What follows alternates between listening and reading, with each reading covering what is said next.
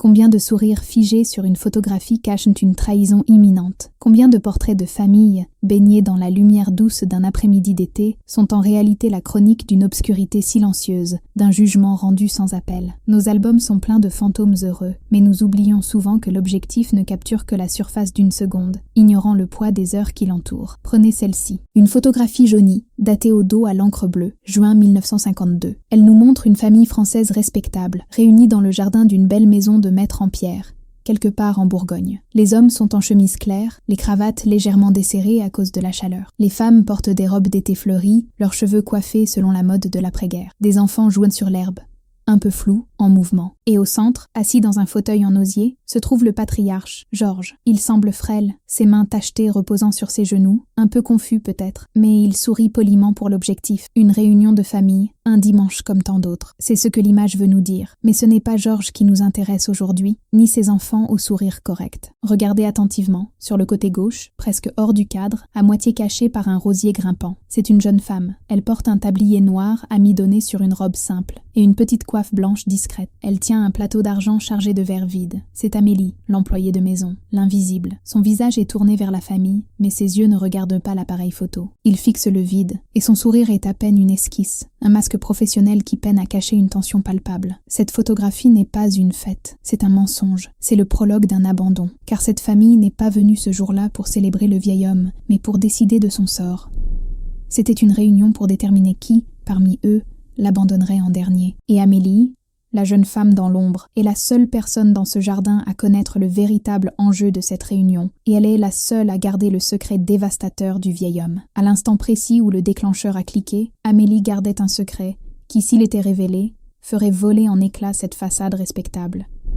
Nous allons découvrir ce secret. Nous allons dénouer les fils de ce dimanche de 1952 et comprendre le poids écrasant qui se cache derrière le sourire figé d'Amélie. Si vous pensez que ces mémoires silencieuses, ces histoires de ceux que l'on ne regarde jamais, méritent d'être racontées, alors c'est le moment de vous abonner et de soutenir notre chaîne. Notre mission ici n'est pas seulement de regarder le passé, mais de lui rendre justice, de donner enfin une voix à ceux que l'histoire a tenté de réduire au silence. Nous sommes en 1952. La France se relève à peine de ses cendres. C'est le début de ce qu'on appellera plus tard les 30 glorieuses, une ère de prospérité économique apparente, mais les cicatrices de la guerre sont encore béantes. L'occupation est un souvenir frais. Les tickets de rationnement viennent à peine de disparaître. Dans cette société en pleine reconstruction, les apparences sont tout. La famille est le pilier central, et le respect des aînés est une valeur affichée, sinon toujours pratiquée. Mais sous le vernis des convenances, la réalité est plus dure, l'argent est le nerf de la guerre, et la vieille génération, celle qui a vu ses économies fondre pendant les deux guerres, devient souvent un fardeau. Georges,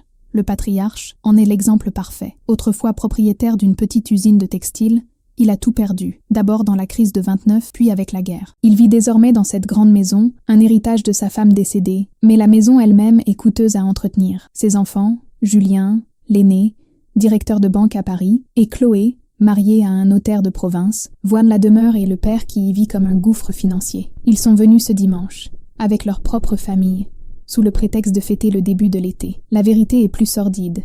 Ils sont venus pour organiser la suite. Traduction. Décider s'il faut vendre la maison et placer Georges dans une maison de retraite. Un terme poli pour désigner les hospices de l'époque, souvent lugubres et froids. Amélie le sait. Elle n'est au service de Monsieur Georges que depuis 2 ans, engagée après la mort de sa femme, mais sa présence est constante. Silencieuse. Elle est arrivée là, jeune fille de la campagne, fuyant une famille pauvre, et a trouvé chez le vieil homme une gentillesse inattendue. Elle n'est pas de la famille, elle est la bonne. Elle sert le café, change les draps, et surtout, elle écoute. Elle voit tout. Elle a vu Julien et son beau-frère, Pierre, arpenter le jardin la veille, calculant la valeur du terrain. Elle a entendu Chloé se plaindre à son mari que le vieil homme perdait la tête, qu'il devenait sale. Amélie sait qu'il se trompe. Georges n'est pas sénile. Il est juste vieux, fatigué et profondément déçu. Il a adopté ce que l'on pourrait appeler une retraite stratégique du monde. Face à l'impatience et à la cupidité mal déguisée de ses enfants, il s'est réfugié dans le silence, ne parlant vraiment qu'à Amélie. C'est à elle qu'il raconte ses souvenirs, c'est elle qui connaît ses peurs, et c'est à elle qu'il a confié son secret. Il y a quelques mois, sentant le vent tourner, Georges a fait venir Amélie dans son bureau. D'une main tremblante, il lui a montré comment soulever une lame de parquet sous son vieux bureau Louis XVI. En dessous, il y avait une petite boîte en fer blanc. Elle ne contenait pas une fortune, Non, mais quelque chose de précieux, quelques louis d'or, des bijoux de sa défunte épouse, et une liasse de billets, le reste de ce qu'il avait pu sauver des désastres. « C'est pour toi, Amélie, avait-il murmuré. Pour quand je ne serai plus là. Eux, ils ont déjà assez. Toi, tu n'as rien. Mais tu ne dois le dire à personne. Jamais. » Amélie avait protesté, mais il avait insisté. « Ils me prendront tout, ma fille. Ils me prendront la maison. Ils me prendront ma dignité, mais ils ne prendront pas ça. » Ce secret brûle dans la poitrine d'Amélie en ce dimanche de juin 1952. Elle a préparé la citronnade, disposé les chaises dans le jardin. Elle a observé les voitures luxueuses se garer dans l'allée, les petits-enfants courir vers leur grand-père en criant « Pépé !» avant de l'oublier pour jouer. Elle a vu les sourires faux, les embrassades froides. Elle a servi l'apéritif, et c'est là que le mari de Chloé, Pierre le notaire, a sorti son appareil photo. Un modèle récent, un luxe. Allez, tous ensemble. Un beau souvenir. La photographie a été prise juste après le déjeuner. L'ambiance était déjà lourde. Les allusions avaient commencé. « Paris est si loin. C'est difficile de venir souvent, père, » avait lancé Julien. « Tu dois te sentir bien seul ici, » avait ajouté Chloé. Georges, lui, regardait ses roses, impassible. C'est à ce moment, alors qu'Amélie vient débarrasser les verres d'apéritif avant d'apporter le café, que Pierre lève son appareil. « Souriez !» Georges esquisse un sourire triste. Julien et Chloé affichent une façade parfaite. Et Amélie, prise dans le cadre par accident, sourit aussi. Mais son sourire est différent. C'est le sourire de celle qui sait. C'est le sourire de la terreur, de la loyauté et de la pitié. Elle sait que dès qu'elle rentrera le plateau, la vraie discussion commencera. Ils vont le dépecer, poliment. Ils vont décider de sa fin. Et elle, la servante, l'invisible, tient entre ses mains le seul véritable héritage du vieil homme, un héritage qu'il a choisi de donner, non pas à son sang, mais à son cœur. La photographie capture cet instant précis, le calme avant la tempête, la seconde où la trahison est encore à l'état de projet poli, et où le seul témoin véritable est cette jeune femme en tablier, gardienne d'un secret sous le plancher. Amélie rentra dans la fraîcheur de la grande cuisine. Le plateau d'argent, maintenant vide, semblait peser une tonne. Elle le posa sur la table en bois massif au centre de la pièce. Dehors, le bruit du déclencheur de l'appareil photo avait agi comme le pistolet de départ d'une course. La comédie était terminée. À travers la fenêtre ouverte, au-dessus de l'évier en faïence, les voix lui parvenaient, changées. Le ton mielleux avait disparu. Les rires des enfants, qui jouaient plus loin près du vieux chêne, semblaient appartenir à un autre monde, un monde innocent que les adultes de cette famille avaient quitté depuis longtemps. Amélie commença à préparer le café, mais ses gestes étaient mécaniques. Elle ne faisait que gagner du temps. Elle était devenue, contre son gré, l'oreille de cette maison, le sismographe silencieux des trahisons qui se préparaient. Elle mesurait l'eau, mais son attention était rivée sur le jardin. C'est Julien, le banquier parisien, qui prit la parole en premier. Sa voix était nette, tranchante, comme une facture qu'on dépose sur une table. « Père, il faut être raisonnable. Cette maison, elle te mange tout cru. » Il y eut un silence. Amélie imaginait Monsieur Georges, la tête baissée, regardant ses mains noueuses. « Je me plais ici, Julien, » répondit la voix faible du vieil homme. « Amélie s'occupe de tout. » Amélie sentit son cœur se serrer. Il l'utilisait comme bouclier, un bouclier bien mince. Ce fut au tour de Chloé. La fille. Sa voix était plus douce, faussement compatissante, un poison dans du velours. « Mais s'occuper de tout ?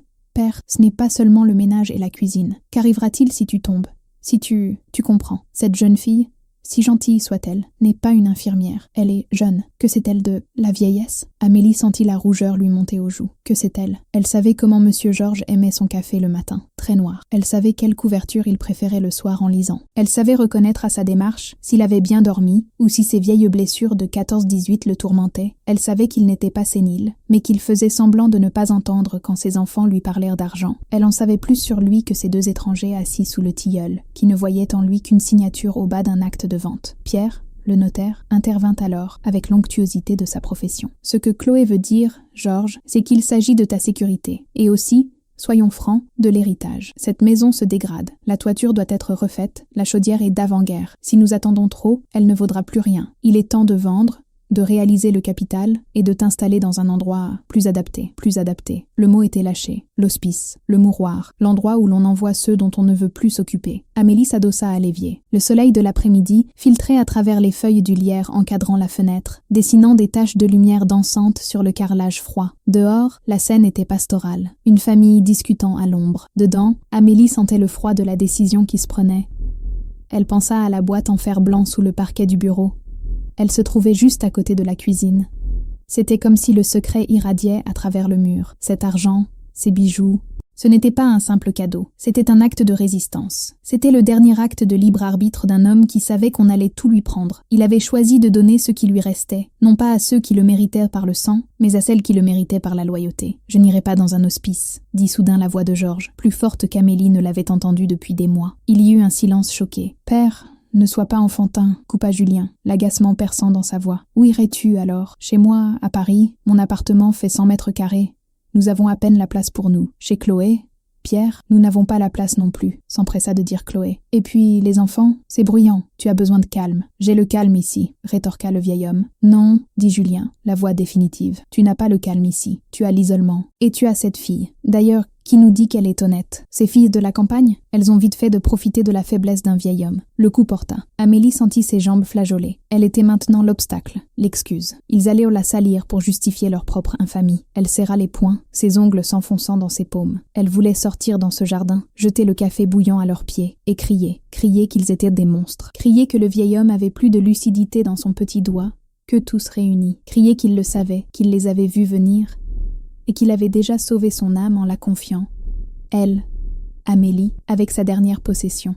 Mais elle resta immobile, car elle était la bonne, une invisible, une ombre. Parler ne ferait que confirmer leurs soupçons. Il la ferait renvoyer sur le champ, et il trouverait la boîte en 1 heure. Son silence était sa seule arme. Son silence était le gardien du secret de Georges. Dehors, la discussion avait changé de ton. Ils n'essayaient de plus de le convaincre, ils organisaient. C'était un conseil de guerre dont l'issue était déjà décidée. Il y a les glycines à Mâcon, disait Pierre, très réputé, tenu par des sœurs, c'est propre. C'est cher ? Demanda Julien. Moins cher que cette maison, répondit le notaire. Si nous signons une promesse de vente rapidement, nous pouvons couvrir les frais de la première année. Et Amélie n'écouta plus. Elle avait compris. La photographie prise 1 heure plus tôt n'était pas un souvenir de famille. C'était une preuve. C'était l'image avant. L'image de la famille unie, souriante, autour du patriarche qu'il s'apprêtait à dévorer. Et elle, Amélie, dans le coin de la photo, elle n'était pas un accident, elle était le témoin silencieux d'un abandon planifié, d'un meurtre social commis par un beau dimanche après-midi de juin. Les ombres dans le jardin s'allongeaient. L'heure dorée de l'après-midi arrivait, mais dans la cuisine, tout semblait gris. Amélie prit le plateau avec les tasses à café. Son visage était redevenu un masque de professionnalisme, mais ses yeux, s'ils avaient pu être photographiés à cet instant, auraient raconté une toute autre histoire. Ils ne reflétaient plus la peur. Ils reflétaient une résolution froide. Elle allait leur servir leur café, et elle allait garder le secret. Elle le devait à Monsieur Georges. C'était devenu sa mission. Le sifflement aigu de la cafetière italienne sur le feu ramena Amélie à la réalité. C'était un son familier, un son de tous les jours, mais aujourd'hui il résonnait comme une alarme. Elle filtra le café noir et bouillant dans les tasses en porcelaine fine, celle que madame, la femme de Georges, n'aimait sortir que pour les grandes occasions. Ceci n'est pas une occasion.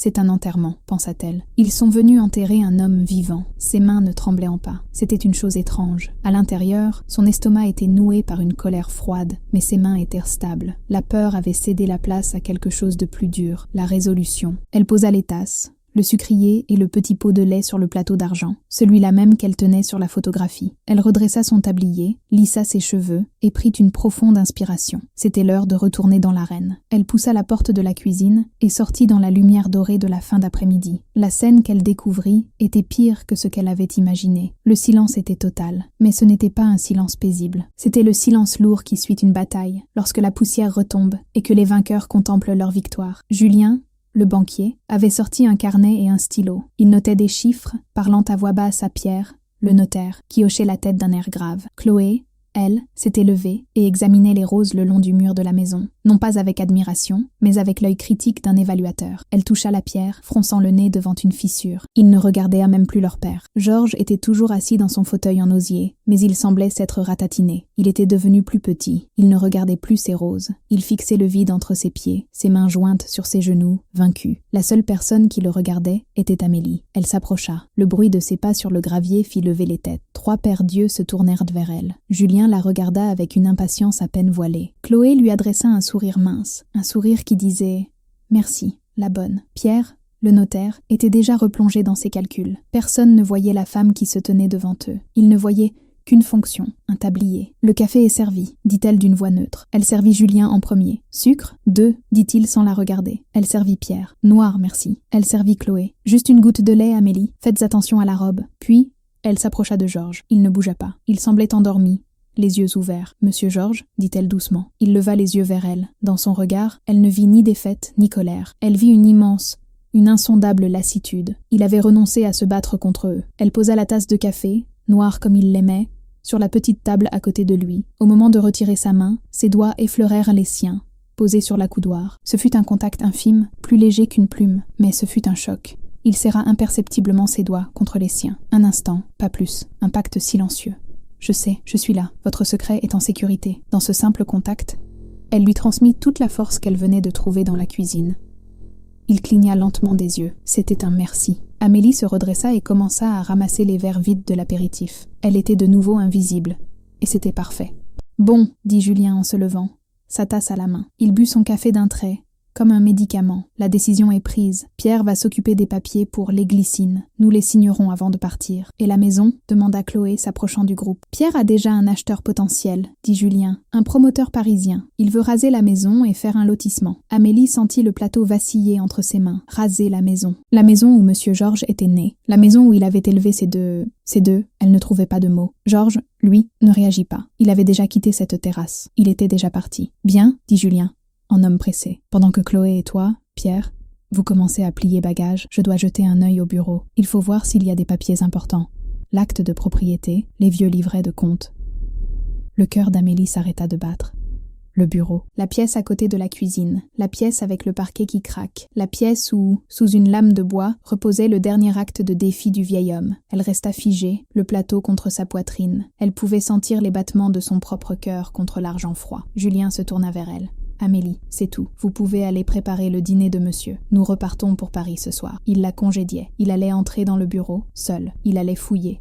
Il était banquier, il avait l'œil, il verrait la lame de parquet légèrement différente des autres, il trouverait la boîte, elle devait agir, elle ne pouvait pas l'interpeller, elle ne pouvait pas lui interdire d'entrer, elle était la bonne, mais elle pouvait être utile. « Pardonnez-moi, monsieur Julien, » dit-elle, sa voix étonnamment calme. Julien, déjà à mi-chemin de la porte-fenêtre, s'arrêta et se tourna vers elle avec irritation. « Quoi encore ? Le bureau, » dit-elle en baissant les yeux, adoptant le ton d'une servante zélée. « Monsieur Georges m'a demandé de faire un grand rangement cette semaine. Ces papiers d'avant-guerre, c'est très en désordre. Je viens de tout sortir. J'ai peur que vous ne trouviez rien dans cet amoncellement. » C'était un mensonge, bien sûr. Le bureau de Georges était méticuleux, mais Julien ne le savait pas. « Je crains de ne pas avoir fini, » continua-t-elle. « Et monsieur Georges n'aime pas qu'on déplace ses affaires sans sa permission. » Elle avait glissé le nom de son père, comme un dernier rempart. « Si vous le souhaitez, je peux vous aider à chercher ce dont vous avez besoin. Je sais exactement où j'ai rangé les dossiers récents. » Elle s'offrait comme guide. Elle s'insérait entre lui et le secret. Julien la dévisagea. Un long moment de silence s'installa dans le jardin. Le soleil disparaissait derrière la maison, plongeant la terrasse dans une ombre soudaine. Il la jaugeait. Avait-il cru à son histoire de rangement ou soupçonnait-il autre chose? Son regard était froid, calculateur. Il voyait cette petite bonne, cette fille de la campagne qu'il avait méprisée une heure plus tôt, se tenir soudain sur son chemin. « Très bien, » dit-il enfin, sa voix sèche. « Montrez-moi, mais faites vite, je n'ai pas de temps à perdre. » Amélie expira lentement. Elle avait gagné. Elle avait gagné l'accès à la pièce. Elle posa son plateau et se dirigea vers la maison, Julien sur ses talons. La bataille du jardin était terminée. La guerre pour le bureau venait de commencer. Le bureau de monsieur Georges était le cœur silencieux de la maison. Les murs étaient tapissés de livres aux reliures de cuir fatigué, et l'air sentait le vieux papier, la cire d'abeille et le souvenir lointain du tabac à pipe de sa défunte épouse. La lumière du soleil n'y pénétrait que par d'épais rideaux de velours, laissant la pièce dans une pénombre fraîche et digne. C'était un sanctuaire. Et maintenant, il était sur le point d'être profané. Amélie laissa Julien entrer le premier. Il s'arrêta au milieu de la pièce, ses chaussures parisiennes coûteuses, semblant trop bruyantes sur le parquet ancien. Il balaya la pièce d'un regard dédaigneux. « Eh bien, où est ce prétendu désordre ?» demanda-t-il, la suspicion évidente dans sa voix. Le bureau était, comme toujours, méticuleusement rangé. Le mensonge d'Amélie tenait à un fil. Elle devait agir vite. « J'ai commencé par les étagères, monsieur, » dit-elle, sa voix à peine un murmure. Elle se dirigea vers le coin le plus éloigné du bureau, espérant l'attirer loin du meuble principal. Les dossiers de la propriété doivent être là-haut. Julien ne la suivit pas. Ses yeux étaient rivés sur le grand bureau en chêne massif. C'était le centre du pouvoir dans la pièce, et il le savait. Il l'ignora, contourna le meuble et s'assit dans le fauteuil de son père. Le cuir gémit sous son poids. Ce simple acte était une prise de possession, une abdication forcée. Amélie se figea près de la bibliothèque. son cœur battant si fort qu'elle craignait qu'il ne l'entende. Julien commença à ouvrir les tiroirs, un par un, avec une efficacité brutale. Le bruit sec du bois glissant sur le bois était le seul son dans la pièce. Clac, clac, clac. Rien, marmonna-t-il. Des vieilles factures, des lettres de sa mère. Absurde. Il ouvrit le tiroir central. D'autres papiers. Il les feuilleta avec mépris avant de les rejeter. Frustré, il se repoussa du bureau. Son regard descendit vers le sol. Il observa le tapis persan usé, puis le parquet qui dépassait de chaque côté, et il le vit. Même dans la pénombre, c'était visible pour un œil exercé. Une lame de parquet, juste sous le bord droit du bureau. Le bois était légèrement plus clair. Les joints n'étaient pas aussi serrés. L'usure était différente. Julien resta immobile un instant. Amélie retint son souffle. L'air dans la pièce devint si rare qu'elle eut l'impression de s'asphyxier. Lentement, Julien se pencha en avant. Il posa ses mains manucurées sur ses genoux et se baissa, son visage de banquier se rapprochant du sol. « Tiens, tiens, murmura-t-il. Il tendit la main, ses doigts s'approchant de la fente. C'était fini. Il allait la soulever. Il allait trouver la boîte. La loyauté d'Amélie, la dernière volonté de Georges, tout allait être anéanti par cet homme qui n'avait que mépris pour son père. Il ne restait plus à Amélie qu'une seule arme, le mépris de Julien lui-même. « Monsieur, non !» La voix d'Amélie claqua dans le silence. Aigu, presque hystérique. Julien sursauta, surpris, et retira sa main comme s'il s'était brûlé. Il se tourna vers elle, furieux. « Qu'est-ce qui vous prend, idiote ?» Amélie mit ses mains devant sa bouche, jouant la terreur. C'était un rôle. Mais la peur qui l'inondait était bien réelle. « Ne touchez pas là, monsieur, surtout pas. »« Et pourquoi donc ?» dit-il en se relevant, époussetant son pantalon. Amélie baissa les yeux, comme si elle avait honte de le dire. « C'est à cause de ça que je rangeais, monsieur. C'est la vermine. » Le mot flotta dans l'air. « Vermine. » Julien se figea. « Pardon ?»« Des souris, » dit Amélie, sa voix se brisant presque. « Monsieur Georges n'a pas voulu que je vous en parle. Il a honte. Mais elles ont rongé le bois à cet endroit. J'ai vu des crottes. » Elle ajouta le détail final. L'estomac au bord des lèvres. « J'ai dû mettre du poison en dessous. Hier soir, j'allais tout nettoyer avant que vous n'arriviez. C'est sale, monsieur. Vraiment, c'est insalubre. » Le changement sur le visage de Julien fut instantané et total. La curiosité fit place à un dégoût profond. Le banquier parisien, l'homme des appartements haussmanniens et des bureaux propres, recula d'un pas. Il sortit un mouchoir impeccable de sa poche et s'essuya la main qui s'était approchée du sol. « Une porcherie, siffla-t-il, non plus à Amélie, mais à la pièce elle-même. » Il vit au milieu des rats. Son propre préjugé, sa conviction que son père était sénile et vivait dans la saleté, était devenu le meilleur allié d'Amélie. L'existence de la boîte en fer blanc était devenue impensable. Qui cacherait un trésor au milieu de la vermine ? Il la regarda avec une nouvelle vague de dégoût, l'incluant elle, la maison et son père dans la même catégorie. « C'est décidé, » dit-il, sa voix redevenue tranchante. Il se dirigea vers la porte, évitant de s'approcher à nouveau du bureau. « C'est une question de santé publique. Il part demain. » Il s'arrêta sur le seuil et la regarda. « J'en ai assez vu. Il n'y a rien de valeur ici. Rien que de la pourriture. » Il quitta la pièce, la laissant seule dans le sanctuaire profané. Amélie s'appuya contre la bibliothèque, ses genoux cédant enfin.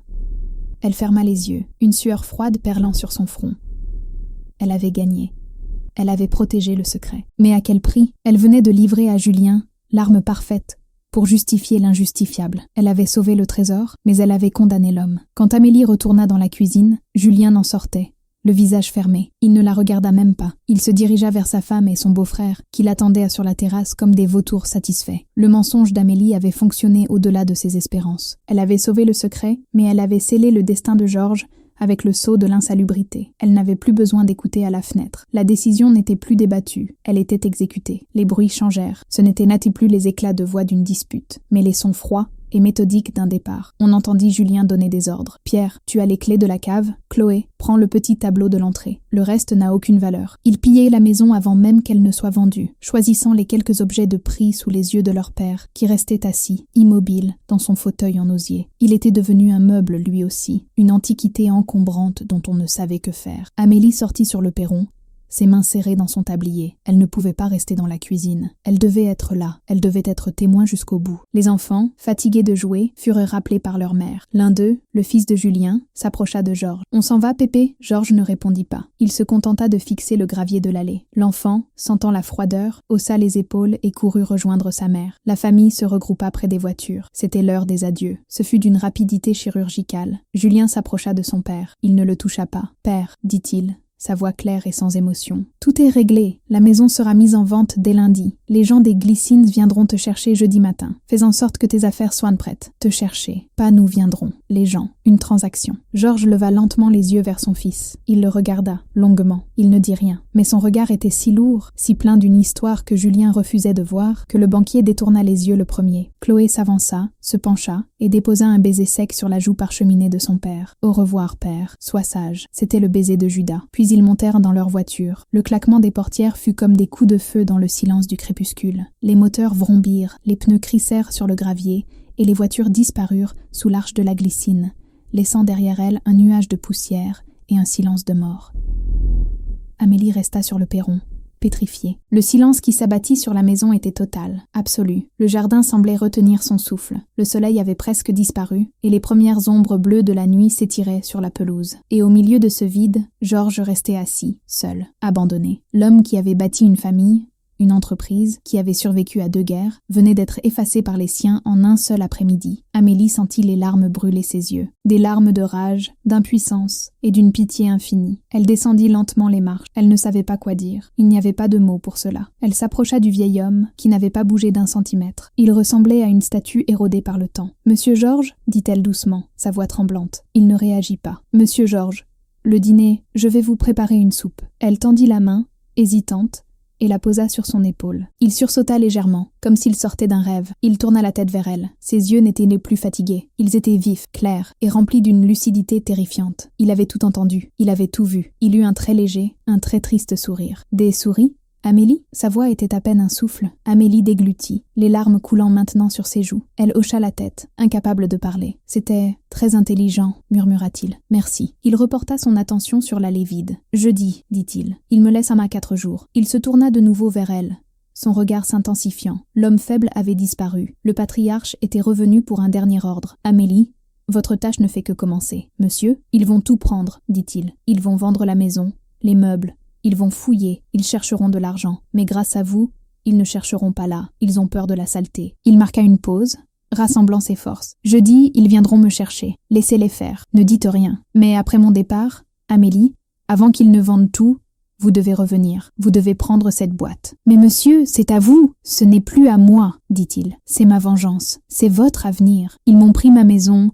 Ils me prennent ma liberté. Mais ils n'auront pas mon âme. Mon âme, c'est ce qu'il y a dans cette boîte, et je vous la donne. Promettez-moi. » Amélie le regarda, le jardin s'estompant autour d'eux. Elle n'était plus la bonne, il n'était plus le maître. Ils étaient 2 complices, liés par un secret plus fort que le sang. « Je vous le promets, monsieur Georges. » Le vieil homme hocha la tête, une seule fois, et pour la première fois de la journée, il ferma les yeux, enfin en paix, tandis que la nuit froide de juin enveloppait le jardin de l'abandon. Le jeudi matin arriva avec la lumière grise d'un jour qui ne voulait pas se lever. Amélie avait passé les 4 jours précédents dans une sorte de brouillard mécanique. Elle avait préparé les repas de monsieur Georges, fait ses valises avec une lenteur douloureuse, pliant ses chemises amidonnées et ses costumes de laine. Lui, il était resté assis dans son bureau, pas à son fauteuil, mais sur une chaise droite, regardant par la fenêtre, comme un capitaine attendant que son navire coule. Ils n'avaient presque pas parlé, mais leur silence était plus lourd de sens que n'importe quelle conversation. À 10 heures précises, une voiture noire, anonyme, s'est garée dans l'allée. Ce n'étaient pas des gens méchants, c'étaient des professionnels. 2 hommes en blouse blanche, efficaces et polis. Amélie leur ouvrit la porte. Ils entrèrent dans le bureau. Georges se leva avant qu'il n'ait à le lui demander. Il prit la petite valise qu'Amélie avait préparée et se dirigea vers la porte d'entrée. Il ne regarda ni la maison, ni le jardin. Il s'arrêta un instant sur le seuil et se tourna vers Amélie, qui se tenait là, les mains jointes si fort que ses jointures étaient blanches. Il la regarda, et son regard disait tout. « Souvenez-vous » Puis, il mit son chapeau et sortit. Amélie le regarda monter dans la voiture. Elle resta sur le perron jusqu'à ce que la voiture noire disparaisse au bout de l'allée, emportant le dernier morceau de l'âme de cette maison. Monsieur Georges n'a pas vécu longtemps aux Glycines. Il est mort 3 mois plus tard, en septembre. Le certificat disait « d'une faiblesse de cœur ». Amélie savait la vérité. Il était mort d'abandon. La maison fut vendue à l'automne, comme prévu. Julien et Chloé n'assistèrent même pas à l'enterrement de leur père. Ils étaient trop occupés à signer l'acte de vente avec le promoteur parisien. Ils ont touché leur argent. La maison fut vidée, puis rasée. L'année suivante, un lotissement de maisons modernes et sans charme avait remplacé les vieux murs de pierre et les rosiers centenaires. Mais ils n'ont pas tout eu. Une semaine après le départ de Georges, et 2 jours avant que les déménageurs ne viennent vider la maison, Amélie a tenu sa promesse. C'était un soir de crépuscule. Elle avait gardé un double de la clé de la cuisine. Le cœur battant, elle est entrée dans la maison vide. Le silence était assourdissant. Les pièces résonnèrent de ses pas. Elle est allée directement au bureau. Elle s'est agenouillée sur le sol, là où elle avait menti à Julien. Elle a utilisé un couteau de cuisine pour faire levier sur la lame de parquet. C'était plus difficile qu'elle ne le pensait, mais elle a réussi. Et en dessous, elle était là, la petite boîte en fer blanc. Elle l'a pris. Elle était lourde. Elle ne l'ouvrit pas. Pas là. Elle remit la lame de parquet en place,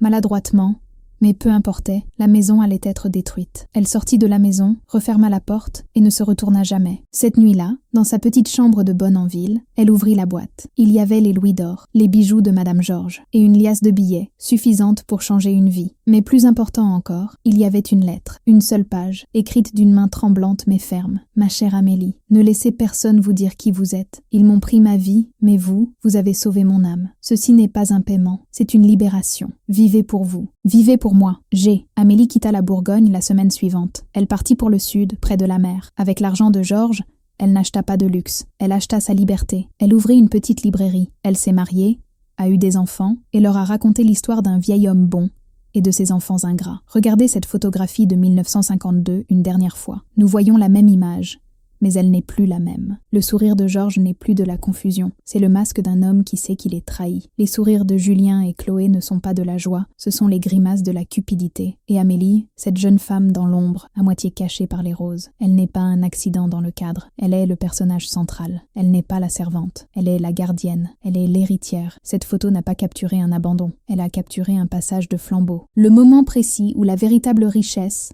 celle de l'âme, a quitté le sang, pour aller au cœur. La leçon de cette histoire est que la famille n'est pas toujours une question de sang, c'est une question de loyauté, c'est que la dignité n'est pas dans ce que l'on possède, mais dans ce que l'on refuse de laisser détruire en soi.